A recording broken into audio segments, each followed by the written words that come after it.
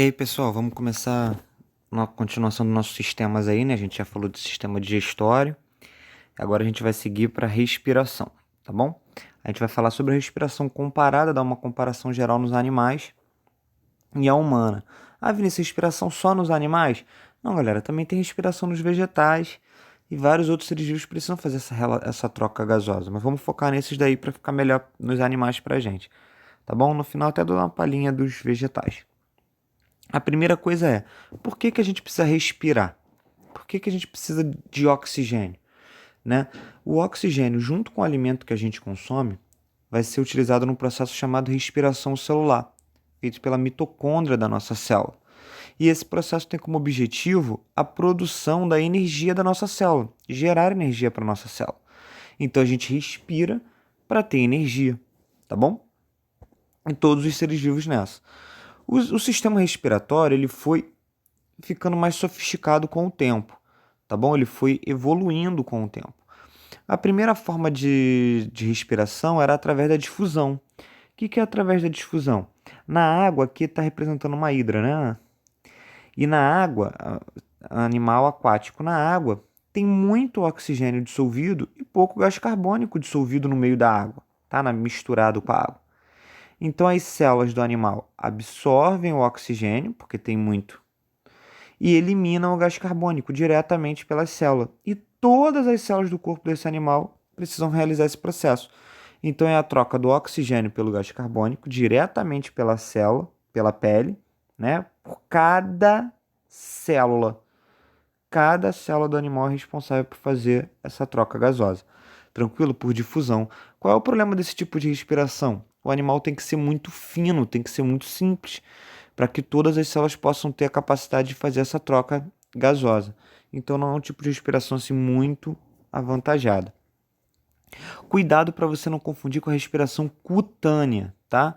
Respiração cutânea é através da cutícula, através da pele. E diferentemente da difusão, agora a troca de oxigênio e gás carbônico, apesar de acontecer pela pele, né, ela acontece e vai para os vasos sanguíneos. O vaso sanguíneo leva o gás carbônico até a pele, sai o gás carbônico e absorve o gás oxigênio. Quais são os animais que fazem isso? Os anfíbios fazem respiração cutânea, apesar de eles fazerem respiração cutânea, também fazem pulmonar. Anfíbio, só lembrar aquele funk antigo, sapo, perereque, rã, aham, aham, tudo anfíbio, tá bom? Eles fazem respiração cutânea e pulmonar, porque o pulmão deles é muito simples. A minhoca, né, os anelídeos, eles fazem troca, também respiração cutânea. Para poder fazer respiração cutânea, lembra, tem que ter vasos sanguíneos. A pele tem que ser muito fina e geralmente úmida, tá? Essa pele muito fina e úmida, ela não protege tanto assim os animais e pode também acontecer uma perda de água, uma desidratação do animal, tá bom? Seguindo, branquial, é uma maneira de tentar retirar o oxigênio que está misturado com a água do mar, a água do rio, com o ambiente aquático.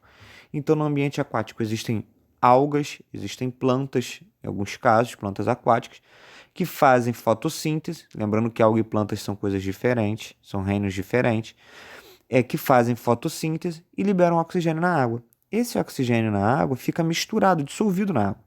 Os peixes precisam desse oxigênio. Então eles bebem a água, ingerem a água passa pelas brânquias, que são finas lâminazinhas, cheias de vasos sanguíneos. Quando o oxigênio passa aqui, elas seguram o oxigênio e jogam fora o gás carbônico.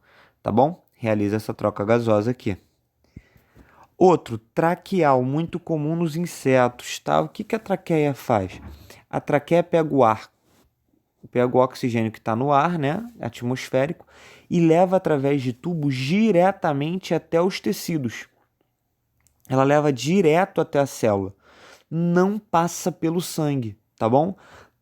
Lá nas brânquias, depois que a água passa pelas brânquias, as brânquias possuem vasos sanguíneos que vão pegar esse oxigênio e transportar para o corpo. Na cutânea também tem vasos sanguíneos que vão transportar esse oxigênio para o corpo. Na traqueal não passa oxigênio nos vasos sanguíneos. Daí o motivo lá do sangue da barata não ser vermelho, né? Nosso sangue é vermelho porque precisa transportar gases. Como a barata não transporta gases no sangue, o sangue dela não é vermelho, tá? Como é que ela faz para transportar os gases? Diretamente do ambiente externo até os tecidos. Qual é a vantagem disso? É mais rápido, não precisa passar pelo sangue. Mas qual é a desvantagem? Geralmente os animais que têm respiração traqueal, eles têm que ser de pequeno tamanho, tá? Porque quanto maior o volume, quanto mais células tiver nesse animal, quanto maior o volume, a traqueia não dá conta de levar, tá? Porque aí tem o problema de que a área está crescendo em metros quadrados e o volume está crescendo em metros cúbicos. Então esse animal não vai ter um volume muito maior do que a área da traqueia, ou seja, não vai conseguir transportar o oxigênio, tá bom? Geralmente animais que têm respiração traqueal são animais de pequeno porte, tá bom? E aí chegamos na respiração pulmonar. Na respiração pulmonar, essa respiração ela vai evoluindo, tá? Então aqui, o primeiro que a gente tem aqui, ó, são os anfíbios, tá bom? Ah, Vinícius, peixe. Pô, galera, peixe branquial, tá bom? Anfíbio, ele tem um pulmão que é praticamente somente uma bolsa de ar, chamado de pulmão saculiforme, tá bom? Esses nomes não costumam aparecer muito em prova não, mas a gente vai falando por curiosidade. Já os répteis já têm um pulmão com algumas dobras. Essas dobras permitem melhor troca gasosa, chamado de pulmão parênquimatoso. As aves e os mamíferos têm o pulmão alveolar, ou seja, ramificações para os alvéolos. Dos mamíferos é até bem ramificado. No das aves, eles têm além dos alvéolos, eles têm essas bolsas aqui chamadas sacos aéreos. Os sacos aéreos é que são responsáveis por armazenar esse oxigênio e conseguir transportar esse oxigênio. Armazenar esse oxigênio e até ajuda no voo delas, tá bom? No voo das aves. Pulmão com sacos aéreos.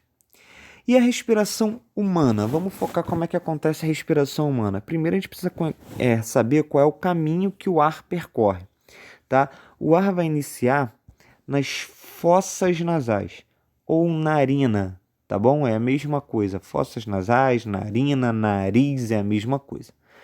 Vinícius, e na boca? Ou ele entra pelas fossas nasais ou pela boca. O ideal é que entre pelas fossas nasais. Por quê? Porque a gente tem esses pelinhos no nariz que eles continuam um pouco mais no sistema respiratório. E esses pelinhos também têm um muco. Para que serve esses pelos e esse muco? Ele filtra a poluição, para que o ar poluído não entre muito ar poluído nos pulmões. Então ele faz uma filtragem da poluição, tá bom? Então por isso que o ideal é começar pelas fossas nasais, respirar pelo nariz. No caso aqui hoje está complicado, né? Minha alergia está atacando. Aí depois das fossas nasais, ele desce para faringe, laringe. Faringe, laringe. A faringe ela é comum ao sistema digestório também. Laringe não, tá bom? A laringe é só para o sistema respiratório. Nela é que tem as cordas vocais. Vinícius, eu tenho certeza que eu vou esquecer a ordem. Quem é que vem primeiro, faringe ou laringe? Não, fica tranquilo, tem duas maneiras de gravar. O que vem primeiro na ordem alfabética? O F ou o L? Pô, Vinícius, vem o F. Ó, então beleza, então a faringe vem primeiro que a laringe. Tem gente que falou assim, grava fala, Fá de faringe, Lá de laringe. Também serve, tá bom? Lá na laringe onde tem as cordas vocais, que elas vibram para fazer o som, depois desce por uma traqueia, depois a traqueia, eu vou vir pro lado de cá porque a foto está melhor, tá? A traqueia se ramifica nesses tubos aqui, ó, maiores. São chamados de brônquios, tá bom? Dos dois lados. Isso já está dentro do pulmão. Dos brônquios partem tubos menores, chamados de bronquíolos, tá bom? E ainda existem tubos ainda menores. Então aqui, ó, bronquíolos, tá vendo? Brônquios, bronquíolos, e na ponta dos bronquíolos, ó, os alvéolos pulmonares. São tubos ainda menores. Repara que o objetivo da respiração, do nosso sistema respiratório, é ramificar, abrir essa rede de tubos. Para que abrir essa rede de tubos? Quanto maior essa ramificação, maior é a superfície para fazer a troca de gases, ou seja, mais gases eu vou conseguir pegar. Por isso que o cigarro é tão prejudicial, porque além dos efeitos lá de problema cardíaco, da nicotina, do vício, da dependência, ele ainda vai destruindo os alvéolos pulmonares, porque é uma fumaça quente, e aí você diminui a área que vai captar o oxigênio e diminuir a troca gasosa, tá bom? Aí depois, então, o caminho, fossas nasais, né? Fossas nasais, faringe. Ah, Vinícius, boca. Aqui eu só estou enumerando os órgãos, tá? Mas fossas nasais, faringe, laringe, traqueia, brônquios, bronquíolos, lá na ponta dos bronquíolos, os alvéolos. Tranquilo com essas estruturas. A foto de cá colocou diafragma. Ah, Vinícius, o que é o diafragma? Não, não é um caminho do ar, que está só enumerando alguns órgãos. O diafragma vai ser o músculo que vai ajudar na respiração, mas a gente vai ver depois, tá bom? E para onde que vai o oxigênio? Aqui, ó.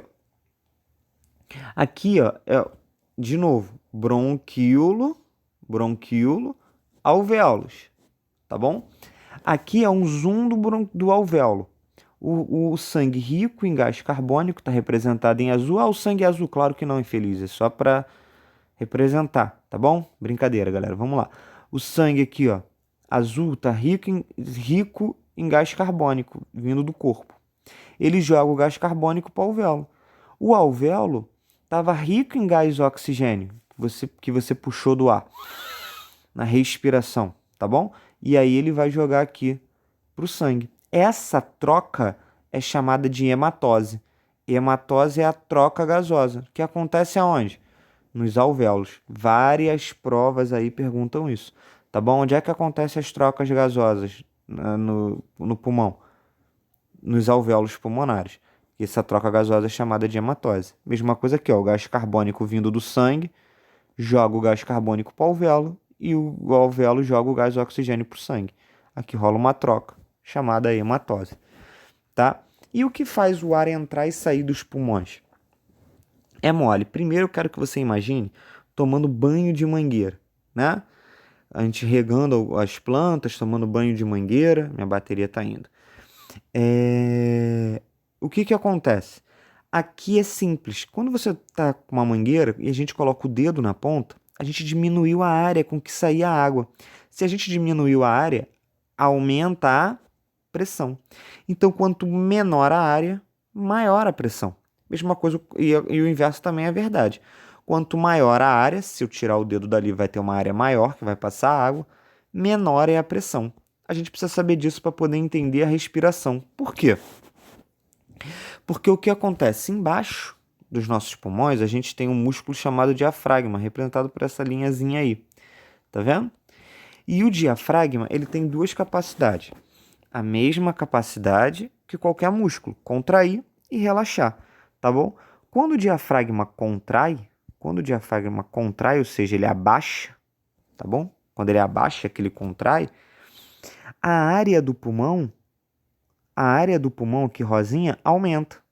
Então o diafragma contraiu, abaixou, a área do pulmão aumentou. Como aumentou a área, diminuiu a pressão do ar que está aqui dentro. Como a pressão aqui está pequena, o ar quer sair da onde ele está com maior pressão para onde está com menor pressão. Então, como aqui dentro a pressão abaixou, porque a área aumentou, tá bom? O ar vai sair daqui do lado de fora e vai entrar. Inspiração do ar. Então, na inspiração, puxar o ar para dentro. O diafragma contrai, abaixa, a área do pulmão aumenta, a pressão interna diminui e o ar entra. Se a gente for fazer o contrário, na expiração, o diafragma relaxa, então a área do pulmão diminui. Se a área diminuiu, a pressão aumentou. Se a pressão aqui dentro, a pressão interna aumentou, o ar saiu. Tá bom? E vice-versa. Vamos aqui para a última, só para a gente dar uma relaxada, brincadeira. Tá bom? Ó, pulmão, diafragma, contraiu, quando ele contrai, ele abaixa. A área do pulmão, ó, fica azul, aumenta. Quando a área aumenta, a pressão aqui interna diminui. Se a pressão interna diminuiu, o ar entrou. Agora, para jogar o ar para fora, o diafragma relaxa, ou seja, ele sobe, diminui a área do pulmão, diminuiu a área do pulmão, a pressão de ar aqui dentro aumenta e o ar sai. Tranquilo? Beleza? Te espero no próximo videoaula aí. Tamo junto. Valeu!